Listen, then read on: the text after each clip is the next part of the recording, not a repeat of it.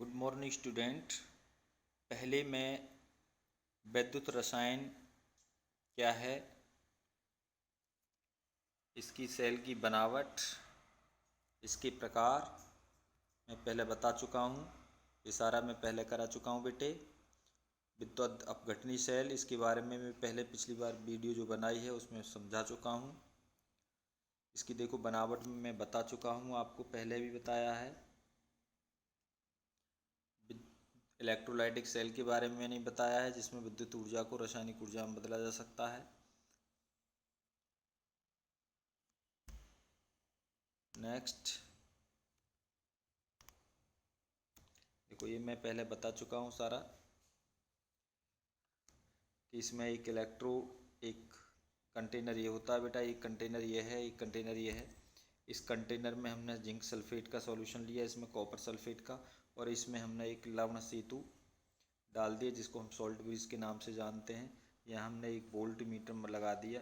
इस volt meter में ये जो निडल है जिधर जाती है, ये डायरेक्शन बताती है कि इधर इलेक्ट्रॉन का फ्लो है, इधर इलेक्ट्रॉन का क्या है, फ्लो है। इधर से इलेक्ट्रॉन रिलीज हो रहे हैं बेटे, मैं पहले बता चुका हूँ। जिधर से इलेक्ट्रॉन रिलीज होते हैं उस पर ऑक्सीडेशन होता है। यहाँ ऑक्सीडेशन हो रहा है, यहाँ क्या है बेटे, ऑक्सीडेशन हो रहा है। और यहाँ पर क्या हो रहा है, रिडक्शन हो रहा है। यहाँ पर रिडक्शन है, यहाँ पर ऑक्सीडेशन है। और जिस पर ऑक्सीडेशन होता है वो टर्मिनल नेगेटिव होता है और ये रिडक्शन वाला पॉजिटिव होता है। अब जिस पर रिडक्शन है, ऑक्सीडेशन है, उसको हमने एनोड कहते हैं, और जिस पर रिडक्शन है उसको हम यहाँ क्या कहते हैं, कैथोड कहते हैं। तो इसमें जो केमिकल एनर्जी है किस में बदल रही है, इलेक्ट्रिकल एनर्जी में बदल रही है। अब बात आती है कि सॉल्ट ब्रिज क्या है। सॉल्ट ब्रिज एक ग्लास ट्यूब होती है, यू टाइप की एक ग्लास ट्यूब होती है बेटे। ऐसे करके यू टाइप की एक ग्लास ट्यूब होती है। इस ग्लास ट्यूब में हम क्या कर देते हैं, एगार आप जानते होंगे, एगार और बेटे एगार के पेस्ट के साथ हम इसमें पोटेशियम नाइट्रेट डाल देते हैं या अमोनियम नाइट्रेट सॉल्ट डाल देते हैं, और इस पेस्ट को सारे इसके साथ इसमें भर देते हैं, इस ट्यूब के अंदर भर देते हैं। और यहाँ हम एक कॉटन लगा देते हैं, ये कॉटन लगा दी, जिसको हम क्या कहते हैं, सॉल्ट ब्रिज कहते हैं। अब इस सॉल्ट ब्रिज का वर्क क्या होता है, इसका वर्क देखो सॉल्ट ब्रिज का। इसका वर्क ये है बेटे, ये दोनों सॉल्यूशन को न्यूट्रल रखता है। दोनों सॉल्यूशन को क्या रखता है, न्यूट्रल रखता है। कैसे न्यूट्रल रखता है, देखिए बेटे, यदि ये सॉल्ट ब्रिज नहीं होगा, सॉल्ट ब्रिज नाम माने थोड़ी देर के लिए हम इसको क्रॉस कर देते हैं, तो क्या है, यहाँ से इलेक्ट्रॉन इधर फ्लो होंगे, तो इसमें से जो जिंक में से जाएंगे, Zn क्या है, जिंक की रॉड है, इसमें घुलना स्टार्ट हो जाएगी। तो जिंक किस में बदलेगी, जिंक प्लस 2 इलेक्ट्रॉन में जाएगी। ये इलेक्ट्रॉन इधर प्रिपेयर हो जाएंगे। अब इसमें क्या हो जाएगा, Zn हो जाएगा बेटा, प्लस प्लस हो जाएगा। अब इसमें जब Zn प्लस हो जाएगा तो ये सॉल्यूशन हमारा पॉजिटिव बन गया।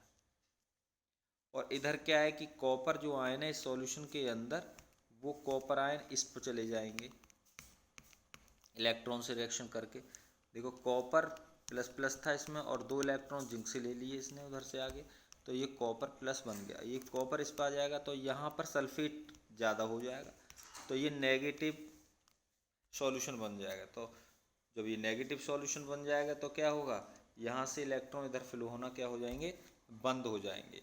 तो अब ये दोनों सॉल्यूशन को, यहाँ नेगेटिव बन गया, यहाँ पॉजिटिव बन गया, तो दोनों सॉल्यूशन को क्या करता है, न्यूट्रल करता है। न्यूट्रल कैसे करता है कि इसमें जो मैंने पोटेशियम नाइट्रेट डाला था, तो पोटेशियम नाइट्रेट जो के है, के तो इधर आ जाएगा बेटे, इसमें इस सॉल्ट ब्रिज में निकल के, और नाइट्रेट बेटे इधर आ जाएगा, नाइट्रेट इधर आ जाएगा। इस नाइट्रेट ने इस जो जिंक प्लस इसमें ज़्यादा बना था, इससे न्यूट्रल कर दिया इस रिएक्शन करके। और इधर जो पोटेशियम आया है, इस पोटेशियम ने इस सल्फेट को क्या कर दिया, न्यूट्रल कर दिया। इसलिए दोनों सॉल्यूशन क्या हो गए, न्यूट्रल हो गए, तभी इसमें करंट फ्लो होगा। अदरवाइज थोड़ी देर के लिए करंट फ्लो होगा, उसके बाद क्या हो जाएगा, ये करंट फ्लो होना बंद होगा यदि सॉल्ट ब्रिज इसमें नहीं लगाया जाएगा। नेक्स्ट आता है, ये मैं बता चुका हूँ, ये सारी कार्य प्रणाली इसकी मैं बता चुका हूँ कैसे ये प्रोसेस करता है, इसका क्या काम है। मैंने बताया जिंक इलेक्ट्रोड पर ये रिएक्शन होती है जिसको हम ऑक्सीडेशन या उपचयन के नाम से जानते हैं। इस पर ऑक्सीकरण होता है, उपचयन होता है। इसको हम नेगेटिव टर्मिनल के नाम से जानते हैं। कौन सा टर्मिनल है? नेगेटिव टर्मिनल है, जिसको हम एनोड कहते हैं। ठीक है। अब आता है दूसरा, इसमें से इलेक्ट्रॉन निकलते हैं जो किधर जाते हैं? कैथोड पर जाते हैं। हमेशा ऑक्सीडेशन जो हमारा इलेक्ट्रोड होता है, ऑक्सीडेशन इलेक्ट्रोड जो हाफ सेल होती है बेटे, उसको हमेशा किधर रखते हैं? लेफ्ट साइड में रखते हैं। किधर रखते हैं? लेफ्ट हैंड साइड में रखते हैं। पहले बात अब आता है बेटे कॉपर रॉड। कॉपर रॉड में क्या है कि जो कॉपर है, कॉपर क्या काम कर रहा है? यहाँ देखिए Cu+, ये आपका कॉपर वाली क्या थी? इसमें कॉपर सल्फेट भरा हुआ था। तो यहाँ कॉपर सल्फेट, तो इसमें कॉपर आयन है और क्या है? सल्फेट आयन है। कॉपर आयन है और सल्फेट आयन है। अब यहाँ से जो इलेक्ट्रॉन इधर आएगा, ये इसके जो कॉपर प्लस हैं, तो इससे रिएक्शन करके क्या देगा? कॉपर सॉलिड देगा, जो इस रॉड के ऊपर क्या हो जाएगा? जमा हो जाएगा। तो ऐसे करके बेटा इस पर क्या हो रहा है? रिडक्शन हो रहा है। क्या हो रहा है? रिडक्शन हो रहा है इस पर। और रिडक्शन की वजह से इसमें क्या है? ये पॉजिटिव टर्मिनल है। कौन सा टर्मिनल? पॉजिटिव टर्मिनल है, जिसको हम कैथोड कहते हैं। यहाँ इस पर रिडक्शन होता है। इसमें इलेक्ट्रॉन जो आ रहे हैं, ये वाले इलेक्ट्रॉन किधर से आ रहे हैं? ये जिंक इलेक्ट्रोड की साइड से आ रहे हैं। ये मैं सारी चीज़ें पहले बता चुका हूँ। देखो अब हम इस सेल के अंदर जो कंप्लीट रिएक्शन हो रही है, जो बायां इलेक्ट्रोड है, लेफ्ट हैंड साइड वाला इलेक्ट्रोड है सेल के अंदर, उस पर ये रिएक्शन हो रही है बेटा। 2 इलेक्ट्रॉन इसमें से रिलीज होंगे। ठीक है। अब ये जो 2 इलेक्ट्रॉन इसमें से रिलीज हुए, तो दोनों इलेक्ट्रॉन कहाँ जुड़ गए बेटा? इस कॉपर जो था, कॉपर आयन थे किसमें? जो हमारे राइट हैंड साइड का कॉपर सल्फेट का, तो निकल गया ये जो कॉपर सॉलिड बन गया यहाँ पर, ये उस पर जमा हो गया। अब इन दोनों रिएक्शन को हम जोड़ दें, तो जोड़ने के बाद हमारे पास ये वाली रिएक्शन आएगी, जिसको हम बोलते हैं सेल रिएक्शन। क्या बोलते हैं? सेल रिएक्शन बोलते हैं।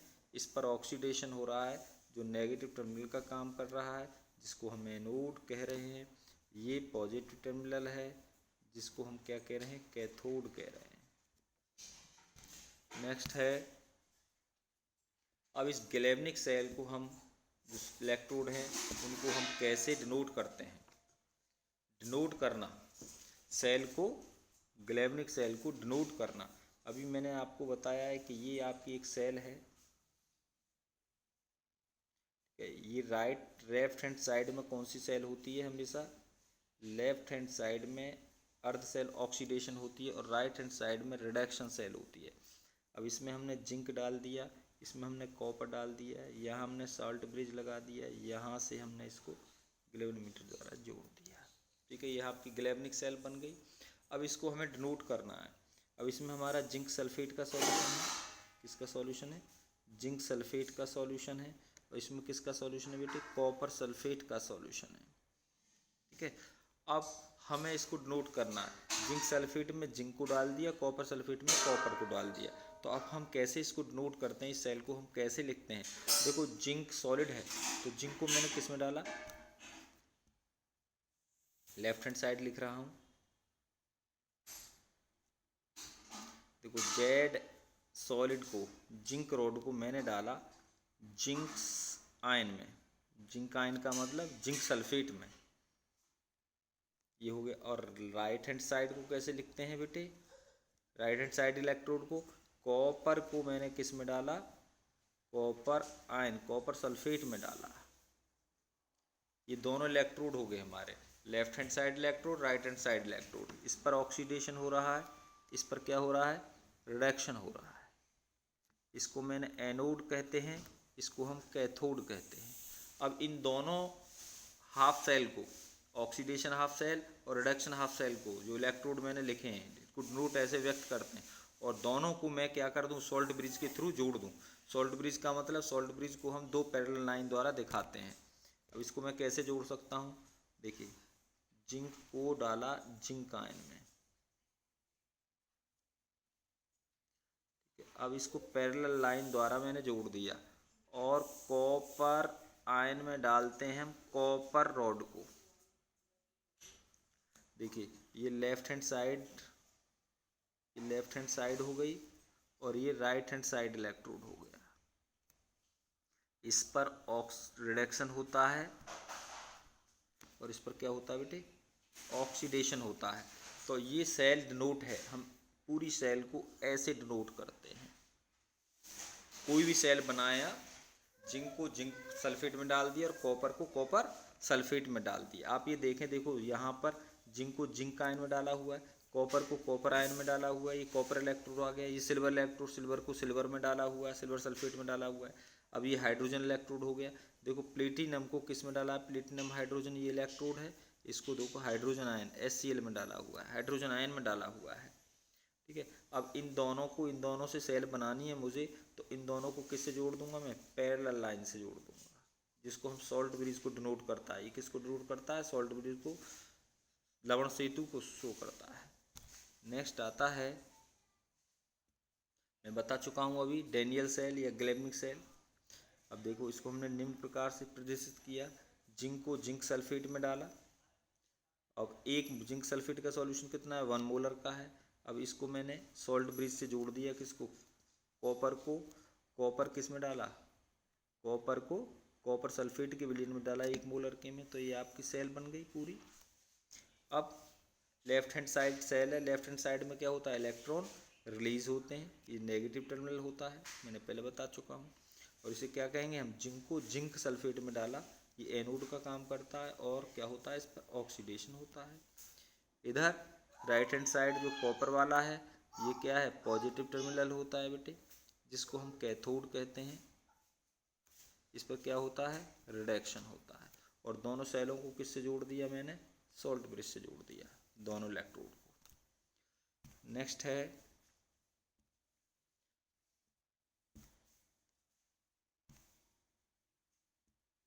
अब आता है बेटा सेल का विद्युत वाहक बल या सेल विभव, electromotive force, yes, potential of the cell, E.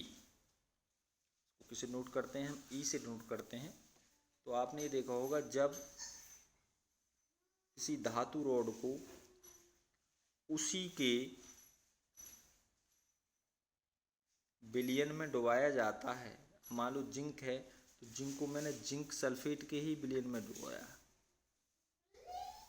Zinc को, ये जिंक रॉड है, तो जिंक रॉड को जिंक के ही सॉल्यूशन में डुबाया, तो क्या होगा, या तो ये जिंक की जो रॉड है इलेक्ट्रॉन लूज करेगी, या जिंक की रॉड इलेक्ट्रॉन गेन करेगी। तो जो रॉड है, जब किसी भी धातु रॉड को उसी के विलयन में डुबाया जाता है, तो वो रॉड या तो इलेक्ट्रॉन रिलीज करती है आयन फॉर्म में, आयन देती है, या इलेक्ट्रॉन को गेन करती है।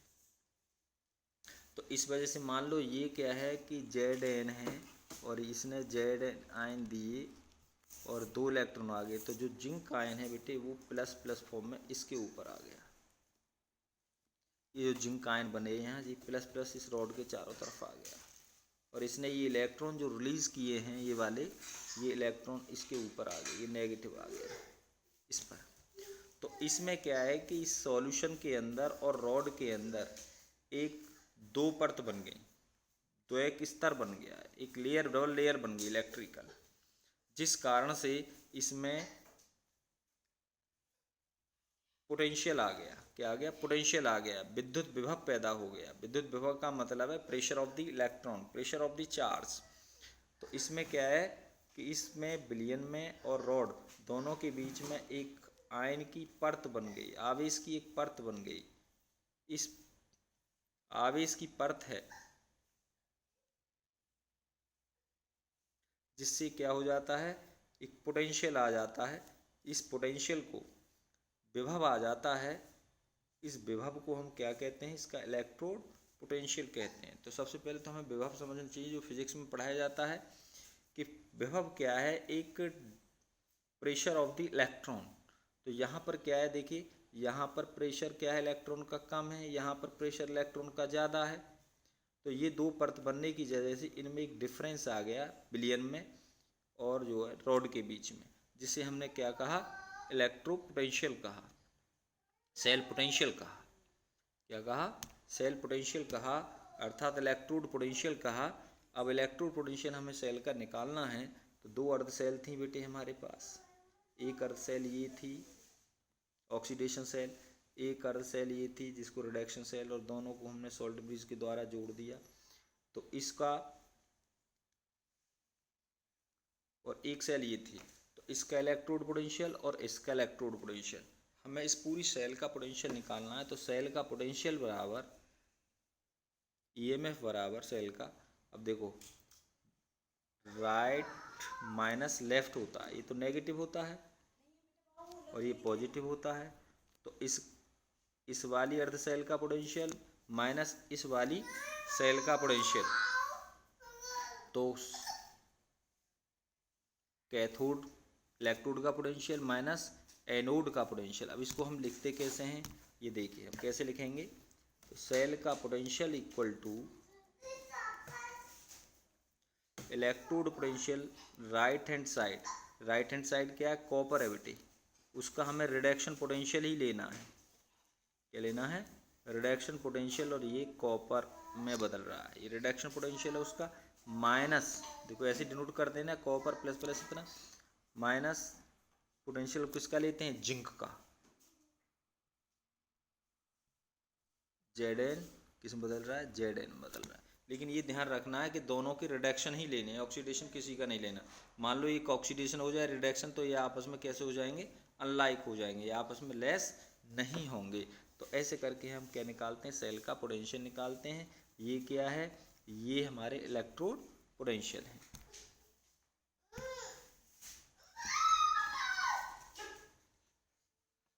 ऑक्सीकरण potential, oxidation potential, oxidation potential क्या है, जब किसी भी रॉड को उसी के सॉल्यूशन में डिप किया जाता है तो उस इलेक्ट्रोड के इलेक्ट्रॉन लूज करने की जो टेंडेंसी है, त्यागने की तो प्रवृत्ति है, इलेक्ट्रॉन त्यागने की जो माप है, उसे कहते हैं, उसको हम ऑक्सीकरण विभव। अब मान लिया कि मैंने ये लिया और इस रॉड को मैंने इसमें डाल दिया, जिंक रॉड ली और जिंक को जिंक सल्फेट में डाल दिया। तो इस जिंक की रॉड की इस विलयन के लिए इलेक्ट्रॉन लूज करने की जो टेंडेंसी है, लूज करने की जो प्रवृत्ति है, ताकत है, उसे हम कहेंगे इसका ऑक्सीकरण पोटेंशियल, ऑक्सीडेशन पोटेंशियल कहते हैं। जैसे आप यहाँ देख रहे हैं कि जिंक ने जिंक आयन और इलेक्ट्रॉन इसने लूज कर दिए, तो इसकी लूज करने की जो टेंडेंसी है उसे हम क्या कहेंगे, ऑक्सीडेशन पोटेंशियल कहेंगे। जिस इलेक्ट्रोड के इलेक्ट्रॉन लूज करने की टेंडेंसी जितनी ज़्यादा होगी, उसका ऑक्सीडेशन पोटेंशियल उतना ही ज़्यादा होगा। अब आता है बेटे इसमें रिडक्शन पोटेंशियल। रिडक्शन पोटेंशियल में क्या है कि इलेक्ट्रॉन ग्रहण करने की, इलेक्ट्रॉन लेने की ताकत, जैसे उसमें कॉपर प्लस है, इसकी इलेक्ट्रॉन लेने की टेंडेंसी को हम क्या कहते हैं, रिडक्शन पोटेंशियल कहते हैं। जैसे देखो यहाँ आ गया, इलेक्ट्रॉन लेने की टेंडेंसी होगी इसकी। अब आता है स्टैंडर्ड इलेक्ट्रोड पोटेंशियल। क्या आता है, स्टैंडर्ड इलेक्ट्रोड पोटेंशियल। देखिए जब कोई भी हमारी अर्ध सेल होगी, उस अर्ध सेल में हम 1 मोलर विलयन लेंगे। क्या लेंगे, 1 मोलर जिंक सल्फेट सॉल्यूशन लेंगे, या कोई भी सॉल्यूशन ले लो, और उसमें उसकी रॉड को डालेंगे, जिंक की रॉड डाल दी, और उसका टेम्परेचर कितना होना चाहिए, 298 केल्विन होना चाहिए। जब सेल का विलयन की मोलरिटी 1 मोल होगी तथा टेम्परेचर 298 केल्विन होगा, तो उस इलेक्ट्रोड पोटेंशियल को हम स्टैंडर्ड इलेक्ट्रोड पोटेंशियल के नाम से जानते हैं। इसे हम E0 से व्यक्त करते हैं। स्टैंडर्ड इलेक्ट्रोड पोटेंशियल को हम किससे नोट करते हैं, E0 से व्यक्त करते हैं स्टैंडर्ड इलेक्ट्रोड पोटेंशियल। कहने का मतलब ये है कि जब किसी अर्ध सेल का मतलब ऑक्सीडेशन सेल या रिडक्शन सेल में सॉल्यूशन की मोलरता कितनी होगी, 1 मोल पर लीटर होगी, और उसका ताप कितना होगा, 298 होगा। तो उस इलेक्ट्रोड पोटेंशियल को हम स्टैंडर्ड इलेक्ट्रोड पोटेंशियल, मानक इलेक्ट्रोड पोटेंशियल कहेंगे। इसे हम E0 से व्यक्त करते हैं।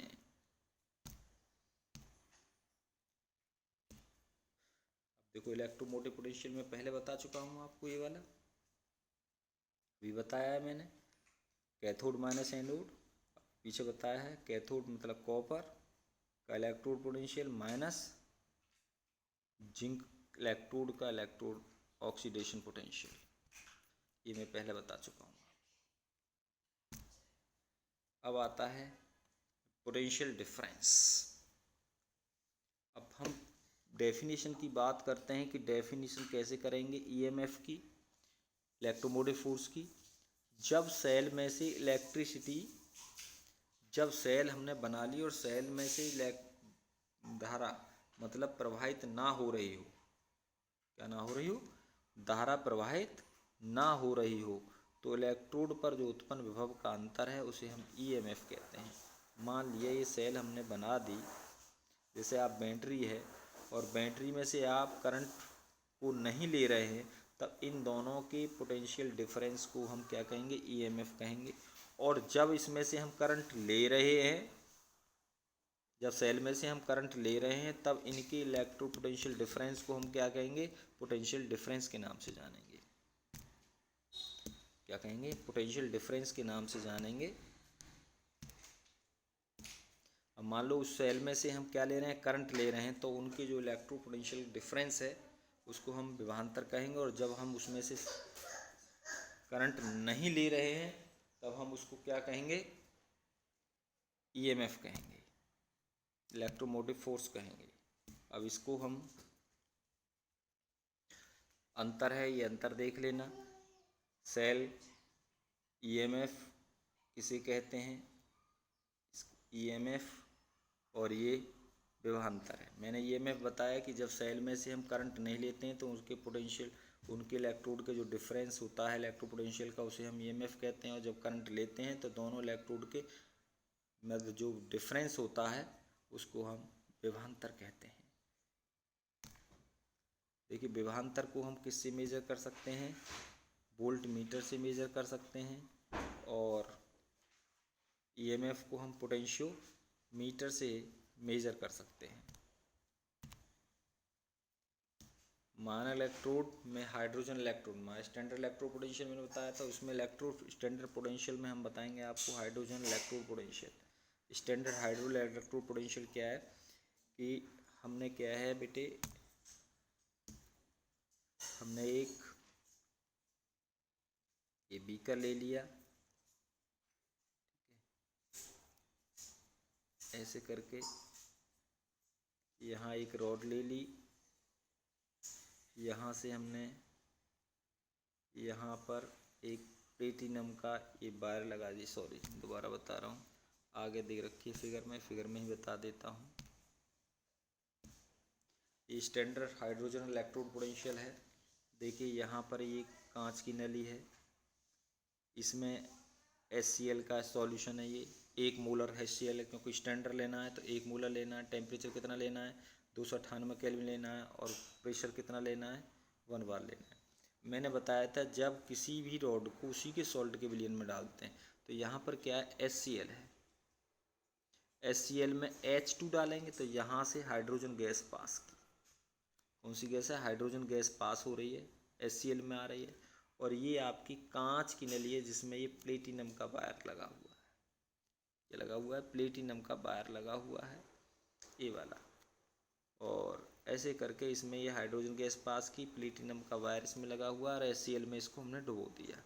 तो ये हमारा क्या होगा, स्टैंडर्ड हाइड्रोजन इलेक्ट्रोड होगा। देखो प्लेटिनम का वायर है, ठीक है, प्लेटिनम का वायर किस में डुबाया जा रहा है, हाइड्रोजन गैस के साथ। और ये सब किस में डाली जा रही है, हाइड्रोजन गैस HCl में डाली जा रही है, HCl की 1 मोलर सॉल्यूशन में डाली जा रही है। तो इस स्टैंडर्ड हाइड्रोजन इलेक्ट्रोड पोटेंशियल को हम ऐसे नोट करते हैं, इसको हम गैस इलेक्ट्रोड के नाम से भी जानते हैं। इस पर दोनों तरह की रिएक्शन हो सकती हैं। इसका जो इलेक्ट्रोड पोटेंशियल होता है वो 0 होता है, इसका क्या होता है बेटा, इसका जो पोटेंशियल होता है, हाइड्रोजन में डाला, हाइड्रोजन गैस बन गई, इसका जो पोटेंशियल होता है बेटा वो कितना होता है, हाइड्रोजन इलेक्ट्रोपोटेंशियल जीरो होता है। स्टैंडर्ड इलेक्ट्रोपोटेंशियल कितना होता है इसका, जीरो होता है। स्टैंडर्ड हाइड्रोजन का रिडक्शन पोटेंशियल कितना होता है, अपचयन पोटेंशियल जीरो होता है। Standard इलेक्ट्रोपोटेंशियल, hydrogen इलेक्ट्रोपोटेंशियल। अब इस पर रिएक्शन कैसे होगी, ऑक्सीडेशन भी हो सकता है, इस पर रिडक्शन भी, अलग अलग केस होंगे। तो इसका स्टैंडर्ड पोटेंशियल मैंने जीरो बताया है। इसको रिएक्शन कैसे करेंगे हम, देखिए हाइड्रोजन आयन है इसके अंदर, ये क्या लेगा, इलेक्ट्रॉन ले लेगा, दो हाइड्रोजन आयन है HCl के, इलेक्ट्रॉन लेकर के किस में बदल जाएगा बेटा, ये हाइड्रोजन में बदल जाएगा। तो ऐसे करके ये रिएक्शन होगी इस पर, रिडक्शन रिएक्शन। कब, जब ये कैथोड का काम करेगा, टर्मिनल का काम करेगा। और इस पर ऑक्सीडेशन भी हो सकता है, क्या हो सकता है, ऑक्सीडेशन भी हो सकता है।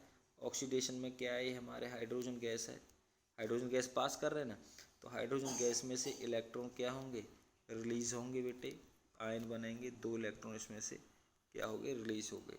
तो ये कब होगी, जब ये इस पर ऑक्सीडेशन होगा और कैथोड एनोड का काम करेगा, इसका काम करेगा, एनोड का काम करेगा, इसका काम करेगा, एनोड का काम करेगा।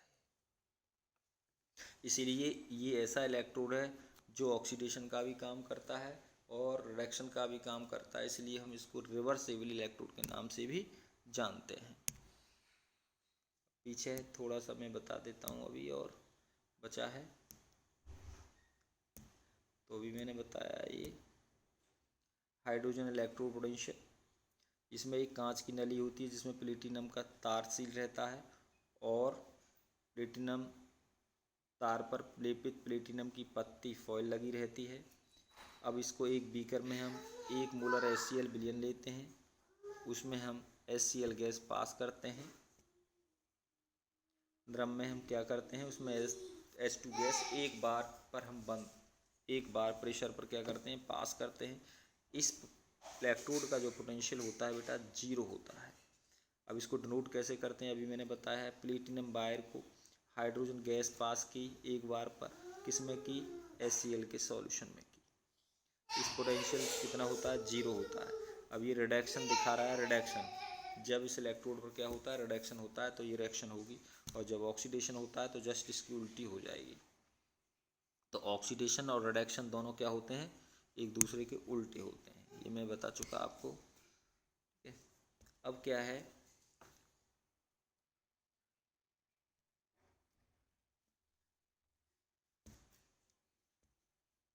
अब है किसी इलेक्ट्रोड का पोटेंशियल निकालना, किसी इलेक्ट्रोड का क्या निकालना, पोटेंशियल निकालना, इलेक्ट्रोड विभव निकालना। कैसे निकालते हैं, हाइड्रोजन इलेक्ट्रोड की से निकालते हैं। मान लो मुझे जिंक का इलेक्ट्रोड पोटेंशियल निकालना है, इस जिंक का, तो जिंक का सॉल्यूशन लिए 1 मोलर मैंने, ठीक है, जिंक सल्फेट का सॉल्यूशन ले लिया, इसमें जिंक रॉड डाल दी जिंक रॉड इसमें। अब इससे मैंने, क्योंकि इसका मुझे इलेक्ट्रोपोटेंशियल पता है, हाइड्रोजन का जीरो होता है, अब यहाँ मैंने हाइड्रोजन इलेक्ट्रोपोटेंशियल ले लिया, दोनों को मैंने किससे जोड़ दिया, वोल्ट मीटर से जोड़ दिया बेटे, किससे जोड़ दिया, वोल्ट मीटर, और यहाँ क्या लगा दिया मैंने, सॉल्ट ब्रिज लगा दिया। अब क्या देखते हैं, इस पर एक रीडिंग आती है 0.76 वोल्ट, इस पर एक रीडिंग आ जाती है इस वोल्ट मीटर पर। अब क्या करते हैं, अब इसका हम पोटेंशियल निकालते हैं, क्या निकालते हैं, सेल का पोटेंशियल निकालते हैं। तो सेल का पोटेंशियल मैं पीछे बता चुका हूँ, सेल का potential equal to E cathode minus E anode, ये मैं बता चुका हूँ, E cathode minus E anode. अब सेल रीडिंग कितनी आई है, पूरी 0.76 आई है, तो सेल की जगह हम रख देंगे 0.76, इक्वल टू, अब कैथोड क्या है बेटा, जिंक है, तो जिंक का हमें निकालना था पोटेंशियल,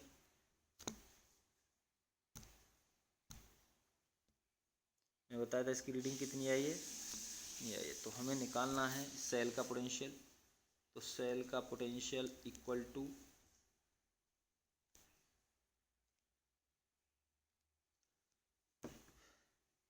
इलेक्ट्रोड पोटेंशियल जिंक का, सॉरी जिंक का minus electrode potential of hydrogen का। हो गया ना। अब क्या करते हैं, सेल का कितना आया है 0.76 आई है रीडिंग वोल्ट मीटर से। अब जिंक का हमें निकालना है, माइनस हाइड्रोजन का कितना होता है 0 होता है बेटे। तो ये किसका आ गया, ये जिंक का इलेक्ट्रोड पोटेंशियल आ गया। जिंक का स्टैंडर्ड इलेक्ट्रोड पोटेंशियल कितना आया 0.76 वोल्ट आ गया। ऐसे ही हम हाइड्रोजन के साथ मिला करके प्रत्येक इलेक्ट्रोड का क्या निकाल सकते हैं, इलेक्ट्रोड पोटेंशियल कैलकुलेट कर सकते हैं इसके साथ कॉम्बिनेशन। देखो ये आ गया, मैंने अभी बताया है ये वाला कैथोड माइनस एनोड, सेल का पोटेंशियल इक्वल टू, सेल का पोटेंशियल कितना आया है मैंने मेजर किया 0.76 आया है। ये हाइड्रोजन का पोटेंशियल 0 है, इतना आया। तो कितना आया बेटा ये वैल्यू आ गई। नेक्स्ट है विद्युत रसायन सेल अभिक्रिया में गिब्स एनर्जी डेल जी। क्या निकालना है हमें, डेल जी निकालना है। डेल का मतलब Gibbs free energy. Gibbs free energy का मतलब है उसमें जितनी भी केमिकल एनर्जी है वो कितनी यूज़फुल वर्क में चेंज हो रही है, और वो यूज़फुल वर्क में चेंज होकर के वो इलेक्ट्रिकल एनर्जी में बदल रही है। मतलब वो जो कितनी जो फ्री केमिकल एनर्जी है, वो chemical free energy useful work में कितनी चेंज हो रही है, इलेक्ट्रिकल एनर्जी में कितनी चेंज हो रही है, उस केमिकल एनर्जी को, उस पोटेंशियल एनर्जी को हम गिब्स फ्री एनर्जी का नाम देंगे। इसमें हम एक रिलेशन निकालते हैं बेटे, सॉरी बेटे सॉरी,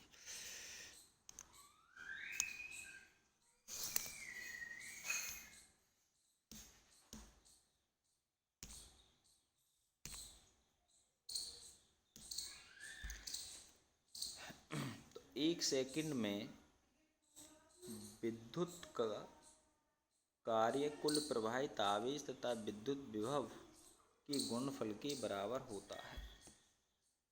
मैंने बताया कि उसकी जो पोटेंशियल एनर्जी है, फ्री एनर्जी है, वो कितनी यूज़फुल वर्क में इलेक्ट्रिकल एनर्जी में चेंज हो रही है, वो उसका क्या कहलाएगा, फ्री एनर्जी कहलाएगी। हम लेते हैं किसकी बात करते हैं, गैल्वेनिक सेल की बात करते हैं, उसकी बात करते हैं, गैल्वेनिक सेल की बात करते हैं। गैल्वेनिक सेल के अंदर हम क्या निकालते हैं, वर्क निकालते हैं। तो हम जानते हैं E equal to EMF W upon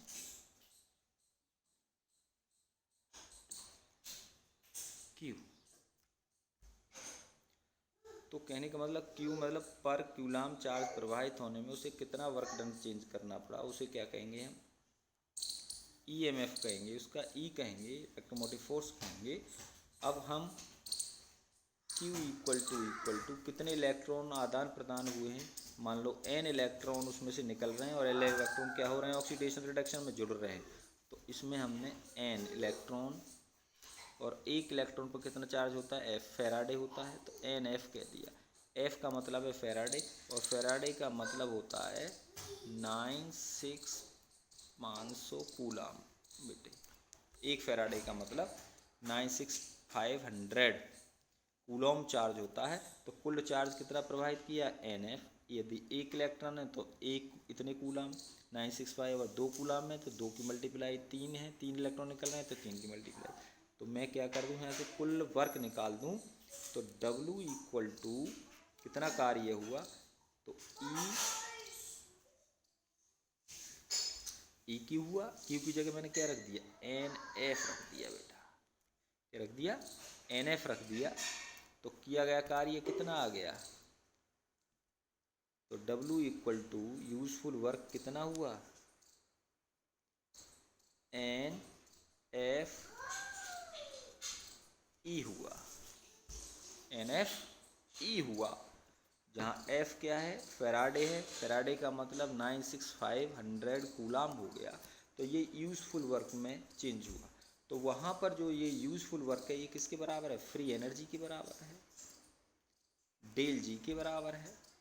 अब ये जो है ये क्रिया अपने आप हो रही है, ये वर्क डन किसके द्वारा, सिस्टम के द्वारा किया जा रहा है, इसलिए क्या होगा, ये नेगेटिव में चला जाएगा। तो equal to minus N F E के इक्वलेंट ये हो जाएगा। ये यूजफुल वर्क डन हो गया बेटा इसका। देखो ये दिखाया है, मैंने पीछे प्रूफ कर दिया रिएक्शन के लिए। वर्क डन था, वर्क डन किसके इक्वल है, जो फ्री एनर्जी है उसके अंदर जो यूजफुल वर्क में, तो डेल जी के बराबर हुई फ्री एनर्जी। तो ये हो गया। तो यहाँ से ये जो रिएक्शन हो रही है उस रिएक्शन के अंदर कितने इलेक्ट्रॉन रिलीज हो रहे हैं, इसमें से 2 इलेक्ट्रॉन रिलीज हो रहे हैं। तो एन की जगह 2 आ सकता है, तो ये आ गया एन की जगह 2 बेटे। तो इतनी फ्री एनर्जी चेंज हो रही है यूजफुल वर्क। यहाँ पर कितने इलेक्ट्रॉन निकल रहे हैं बेटे, इसमें 4 निकल रहे हैं, तो एन की जगह 4 रख दिया हमने। अब क्या है, हम लेते हैं यदि रिएक्शन स्पेसिस क्या है, इकाई सांद्रता है, मोलरिटी कितनी है 1 मोलर, कितनी है 1 मोलर है, स्टैंडर्ड हो गया। तो ई की जगह जो हम क्या लिख देंगे, स्टैंडर्ड लिख देंगे। तो del G equal to standard हो जाएगा, क्योंकि कंसंट्रेशन कितनी है सेल की 1 मोलर है, टेम्परेचर कितना है 298, इसलिए इसको स्टैंडर्ड केस ले लिया। तो ये हो गया हमारा सेल की पोटेंशियल, स्टैंडर्ड पोटेंशियल और उसकी फ्री एनर्जी के बीच संबंध।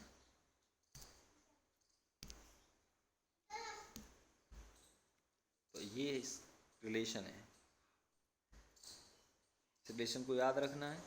इस प्रकार अब ऊष्मीय गति थर्मोडायनेमिक्स से देखते हैं, थर्मोडायनेमिक्स से देखते हैं। तो थर्मोडायनेमिकल रिलेशन बेटे ये है, del G free energy equal to minus R T log, इसको मैं ऐसे भी लिख सकता हूँ, minus 2.33 R T log K सी। के सी क्या है, इक्विलिब्रियम कांस्टेंट है, जो आपने 11th में पढ़ा होगा, साम स्थिरांक। साम स्थिरांक हम किसी भी रिएक्शन के लिए कैसे निकालते हैं, तो सबसे पहले हमें ये पता होना चाहिए कि del G equal to minus 2.33 log K C, और यहाँ बेटे आर टी की मल्टीप्लाई और है। आर एक यूनिवर्सल कांस्टेंट है, वैसे नॉट टी क्या है, एब्सोल्यूट टेम्परेचर है केल्विन में।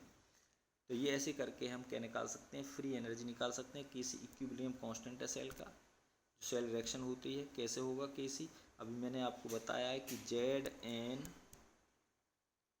प्लस कॉपर प्लस, ये सेल रिएक्शन है हमारी पूरी, तो जेड बन गया और ये प्लस हो गया, इसके ऊपर 2 चार्ज आ गया, और बेटे ये कॉपर सॉलिड हो गया। अब मुझे इसका के सी निकालना है, तो प्रोडक्ट की कंसंट्रेशन, तो जेड एन प्लस आयन की लेते हैं बेटे, सॉलिड की नहीं लेते, इसकी कंसंट्रेशन मोलरिटी में अपॉन कॉपर की कंसंट्रेशन मोलर रिएक्टेंट में, इसकी कंसंट्रेशन, इसको क्या कहा हमने, के सी कहा।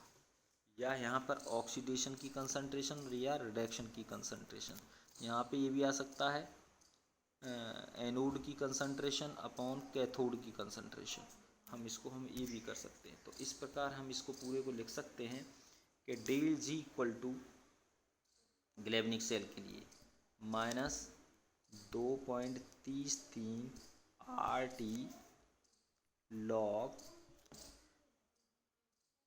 जिंक की कंसंट्रेशन को हम ऊपर लेंगे, जिंक की कंसंट्रेशन को ऊपर ले लिए तो जिंक का मतलब ऑक्सीडेशन अपॉन रिडक्शन की कंसंट्रेशन, ऐसे करके हम इसको लिख सकते हैं। तो ऐसे करके इस पे बहुत सारे सवाल आएंगे बेटे, ये आपको देखना है। जैसे पहला सवाल ये आ रहा है, ये देखिए, एक डेनियल सेल का मानक electrode potential standard E not ये दे रखा है 1 पॉइंट, निम्नलिखित अभिक्रिया के लिए मानक गिब्स फ्री एनर्जी बताइए। तो डेल जी पूछिए इन्होंने, क्या पूछिए, डेल जी। तो डेल जी ये है, तो यहाँ पर कितने इलेक्ट्रॉन, 2 इलेक्ट्रॉन रिलीज हो रहे हैं। देखो जिंक में से 2 इलेक्ट्रॉन निकले हैं, इसमें से निकले तभी तो ये जिंक बना है, जिंक प्लस 2, तो एन की जगह हम 2 लिख देंगे, ठीक है, एफ कितना है, मैंने एफ बता रखा है आपको, फेराडे 96500 कूलाम इतना होता है बेटा। इसकी जगह हमने ये लिख दिया। कितना पोटेंशियल दे रखा है, इलेक्ट्रोड पोटेंशियल 1.1 वोल्ट दे रखा है। तो वैल्यू कैलकुलेट करके हमारे इतने किलो जूल पर मोल इसकी फ्री एनर्जी आ गई बेटे, डेल जी आ गई।